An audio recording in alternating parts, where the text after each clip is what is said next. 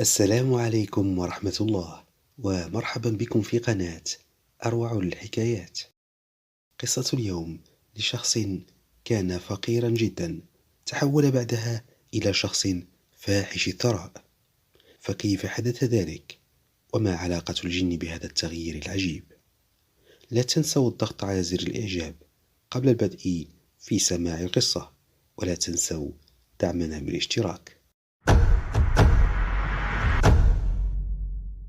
اسمي مهند، متزوج منذ أقل من سنتين.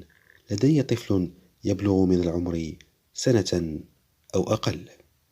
أملك سيارة قديمة دائمة الأعطال كثيرة المشاكل.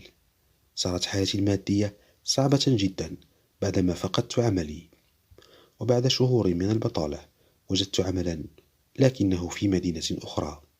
فأخذت أسرتي واستأجرت شقة صغيرة والتحقت بعملي. كان العمل في حراسة إحدى المنشآت ليلا بمكان شبه صحراوي خارج المدينة. كنت أستخدم سيارتي المتعبة في التنقل من البيت إلى العمل. كان العمل يبدأ من الساعة 6 مساء وينتهي في 6 صباحا. مر شهران على هذا الحال، وكانت الأمور عادية، رغم أن العمل في الليل مرهق والأجرة زهيدة. إلا أنه لا خيار آخر لدي. في ليلة من الليالي رأيت إضاءة غريبة قادمة من الجهة الخلفية للموقع، شيء مريب. توجهت إلى هناك فوجدت رجلا يروح ويجيء في المكان، وكأنه أضاع شيئا أو يبحث عن شيء. بقيت أنظر للحظات ثم صحت به: ما تفعل هناك يا عم؟ وما إن قلت هذا الكلام حتى اختفت تلك الإضاءة التي كانت بيد الرجل، ثم اختفى الرجل بعد ذلك. خفت من هذا الموقف ورجعت إلى حيث كنت، فتوضأت وصليت ركعتين، ثم جلست أسبح وأقرأ القرآن وأنا أفكر: هل ما رأيته كان إنسان أم جن؟ بقيت على هذا الحال حتى أذن الفجر، فقمت لأصلي وانتابتني قشعريرة في جسدي، فقد كنت أحس أن أحدا ورائي، لكني لم أستطع الالتفات أثناء الصلاة. لكن بعدما سلمت التفت بسرعة فلم أجد أي أحد. بقيت متوجسا أذكر الله حتى الصباح. بدأ العمال في التوافد على المكان. حينها صعدت سيارتي وانطلقت نحو البيت مبتعدا عن الصحراء. لقيتني زوجتي، وجدت حالي متغيرا عن عادتي. سألتني: ما بك؟ قلت لها: متعب قليلا، وحكيت لها الموقف الذي حدث معي ليلة أمس. فقالت لي: لا تخشى شيئا، أنت رجل مؤمن مصل، لن يصيبك أذى بإذن الله. قلت لها: أنا لا أخاف، لكني أحسست أن الجن ورائي وأنا أصلي.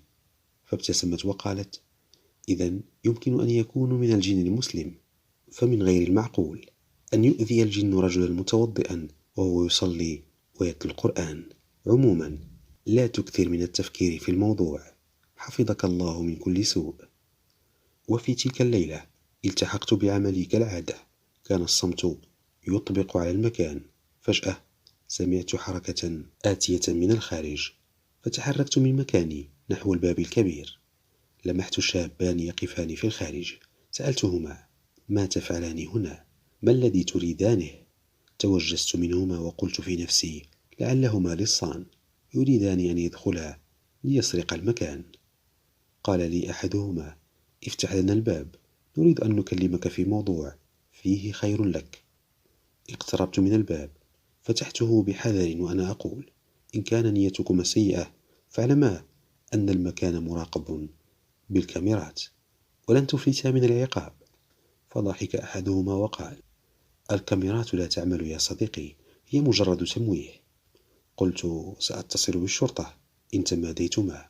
فقال الآخر: لا داعي لذلك، سنخبرك بما قدمنا لأجله.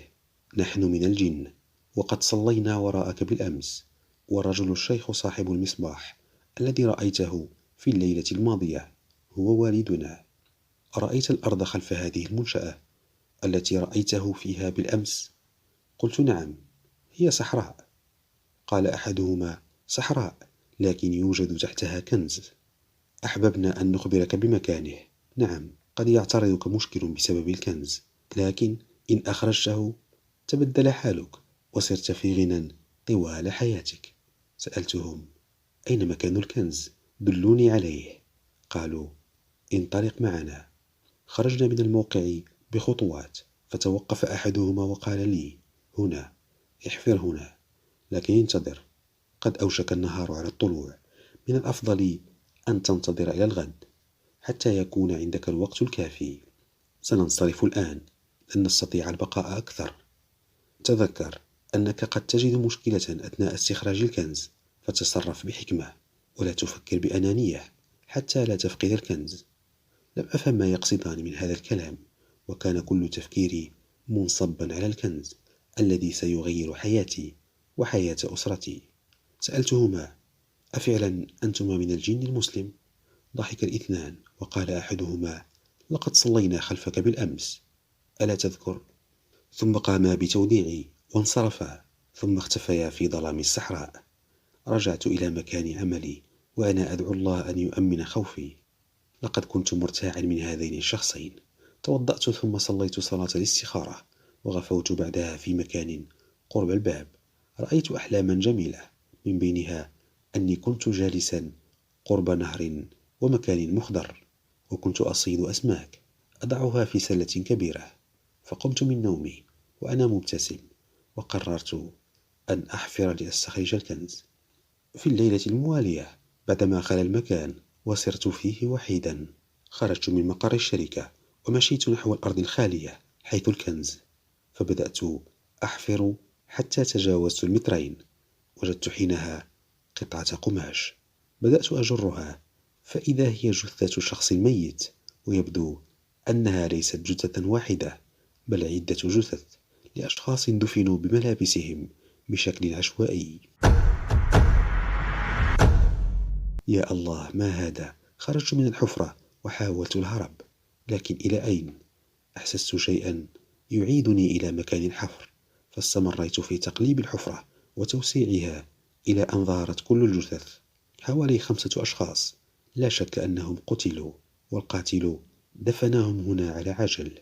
لا حول ولا قوة إلا بالله. أهذا هو الكنز؟ ليتني لم أحفر هذه الأرض ولم أسمع كلام هؤلاء الجن. جلست وأنا في حيرة من أمري. ما الذي سأفعله الآن؟ هل أردم الحفرة كما كانت، أم أهرب من المكان بأكمله؟ بدأت أتلو القرآن، لكني كنت متلعثما شاردا حتى أني كنت أخطئ في التلاوة. فذهبت وصليت صلاة استخارة مرة أخرى، ثم تمددت من شدة التعب، فغفت عيناي للحظات شاهدت فيها كوابيس مرعبة، فقمت فزعا وأنا أتعوذ الله من الشيطان. كان الفجر على وشك البزوغ. ركضت نحو الحفرة، كنت أريد أن أطمرها حتى لا يعلم أحد بهذا الأمر. لكن عندما وصلت قرب الجثث، رأيت شخصا واقفا هناك. كان أحد الشابين اللذين رأيتهما قبل يومين. قال لي: لا تطمر الحفرة وبلغ السلطات، هؤلاء مسلمون ويجب أن يكرموا ويدفنوا بطريقة صحيحة. فقلت له: ما عسى أقول للشرطة؟ لن يصدقني أحد، سأكون أنا أول المتهمين بهذه الجريمة. فرد علي وقال: نحن لن نتركك لحالك، والكنز الذي أخبرناك عنه لا يزال موجود، لكن الاختيار لك. إن أردت يمكنك أن تعيد عليهم التراب، لكن تذكر أن لكل واحد منهم أسرة تبحث عنه، وقلوب حيرة لا تدري أين مكانهم من الأرض. ولعلمك، هؤلاء من عائلة واحدة. أثر في كلام الجني، فأبلغت السلطات. جاءت الشرطة فطوقوا المكان. طبعا كنت أول من قاموا باستجوابه، وكان سؤالهم الأول: لما حفرت في هذا المكان وهو خارج نطاق عملك؟ حكيت للضابط كل تفاصيل ما حدث معي، فلما أنهيت كلامي ضحك بصوت عال وقال: قل غير هذا الكلام، لن يصدق أحد روايتك. جني أخبرك بمكان الجثث؟ لن تنطلي أكاذيبك علينا، فاعترف بالحقيقة، ذلك خير لك. إن لم تكن أنت القاتل فمن يكون؟ أو من دلك على مكان الجثث؟ أخبرنا ولك الأمان. أقسمت للضابط أني أقول الحق ولا شيء غير الحق، بلا زيادة أو نقصان. لكن كان من الصعب عليه تصديقي. أمضيت أياما مع الشرطة ذقت فيها صنوف الضرب والتعذيب. بعدها قدمت إلى المحكمة بتهمة لم أرتكبها وجريمة لم تقترفها يداي. حكم علي القاضي ب10 سنين سجنا نافذة. نزل الحكم علي كالصاعقة وسقطت على ركبتي من هول الصدمة وأنا في صندوق الاتهام. كل ما يشغلني هو كيف ستعيش زوجتي ومعها ولدي، وأنا كنت معيلهم الوحيد. تفاجأت خلال زيارة زوجتي لي في السجن بعد أسبوع بقولها لي أنه طرق بابها رجل شديد الشقرة. أخبرها أنه يعرفني منذ طفولتي ويعلم ما حصل معي، وأعطاها ظرفا به بعض المال. وفي الزيارة الموالية أخبرتني أن نفس الرجل زارها مرة أخرى، وهذه المرة كانت معه امرأة، وقال لها أنني مظلوم وستظهر براءتي عما قريب بإذن الله. كنت في تلك الأيام أرى مناما تكرر معي عدة مرات. كنت أرى كأني مكبل بقيود في يداي، ثم ما تلبث هذه القيود أن تفك، فأقوم من مكاني وأنا أدعو الله. كنت في كرب شديد، فالسجن عذاب وأيامه السوداء تمر ثقيلة على النفس.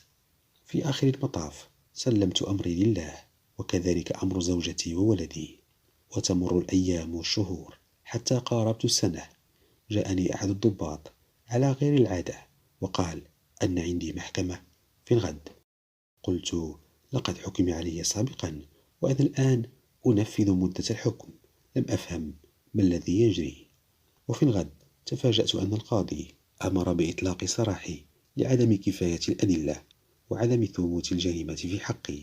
كدت أبكي من شدة الفرح. كما أن القاضي أمر بتعويضي ماديا عن المدة التي قضيتها ظلما في السجن.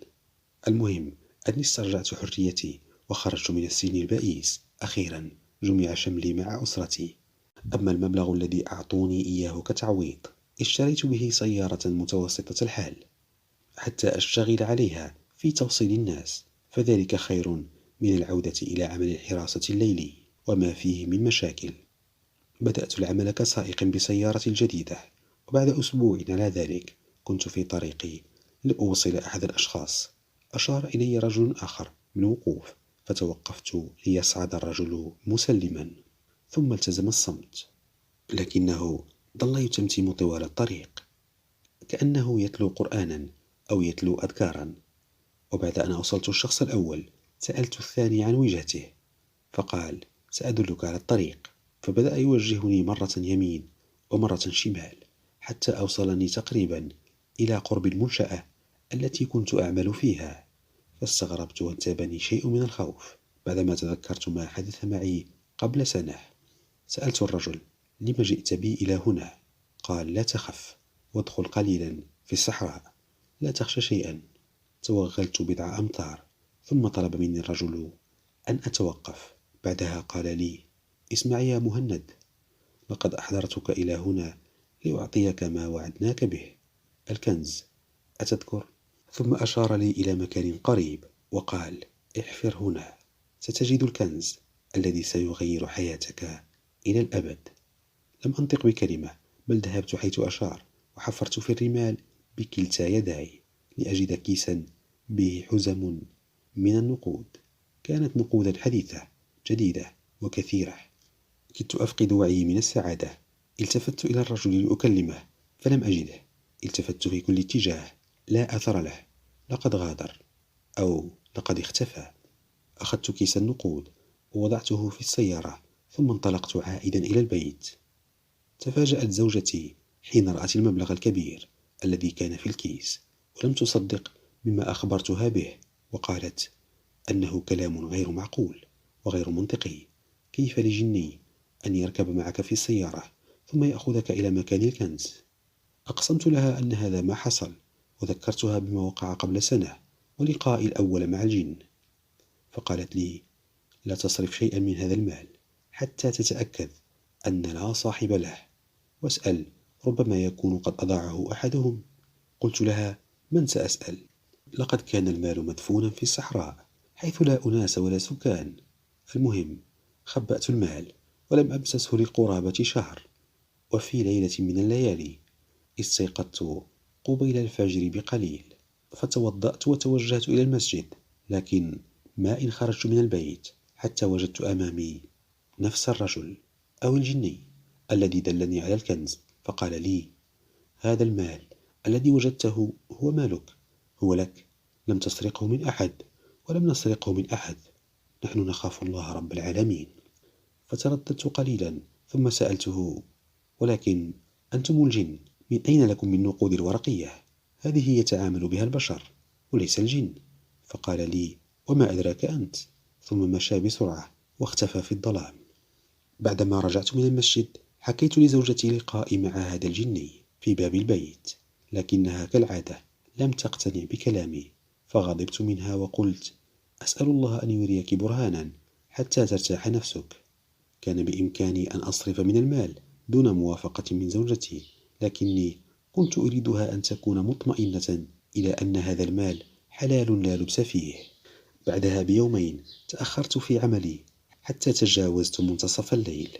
لما وصلت إلى المنزل وجدت زوجتي جالسة على عتبة الباب وهي تقرأ من المصحف ممسكة بولدنا. لما رأتني قامت بسرعة نحوي. سألتها: لما أنت في الخارج؟ ما الذي حصل؟ قالت وهي ترتجف: لقد جاءني امرأتان وقالتا لي أنهما من الجن، وتركا لي هذه، وأخرجت من كمها سبيكة من الذهب يبدو شكلها قديم وغريب. وأضافت زوجتي أن هاتين المرأتين أو الجنيتين أخبرها أن المال الذي أخذته كان في الأصل ذهبا، وقد علموا أني لن أستطيع التصرف به أو بيعه، فحولوه بطريقتهم إلى قيمته مالا.